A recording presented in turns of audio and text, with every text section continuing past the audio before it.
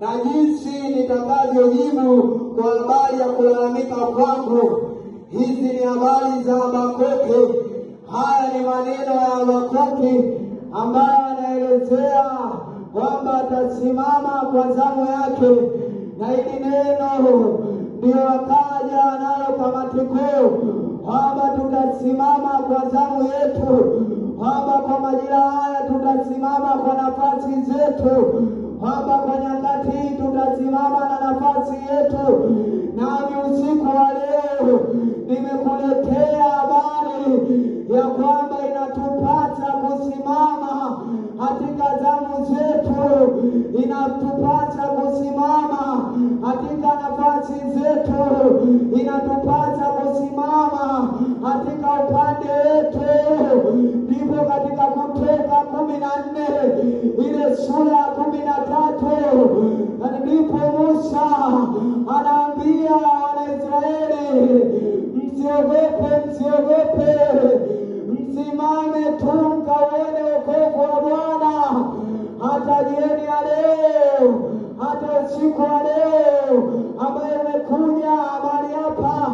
Ndipo kukutangazia ya kwamba usimame kwa zamu yako, ya kwamba usimame kwa nafasi yako, ya kwamba usimame katika upande wako, fanya kwa upande wako.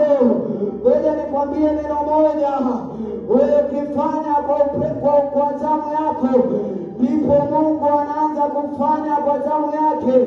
Hebu turejee kwa habari ya Habakuki. Habakuki katika sura ya kwanza alianza kwa kupewa ufunuo na Mungu habari ya kuangamizwa kwa mji wa Israeli, kwa mji wa Yuda, habari ya uangamizi, habari ya Wakaldayo kuteka Yuda. Naye akaogopa, akasema, wewe Mungu unamkubaliaje mwovu ili asimame ili kuangamiza wenye wake? Ndipo sura ya pili akatambua ya kwamba inanipasa kusimama kwa zamu yangu, wala sio kwa zamu ya Mungu.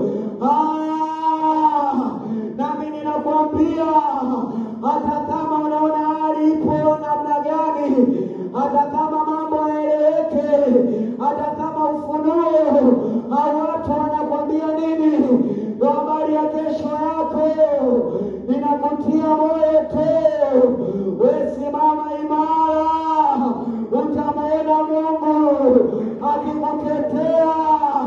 Simama kwenye maagizo, simama kwenye kusudi la Mungu, nawe utamwona Mungu akikutetea. Fanya kwa zamu yako, na Mungu ndipo atafanya kwa zamu yake katika jina la Yesu. Kamwe usikubali kusimama kwenye zamu ya Mungu, hata kama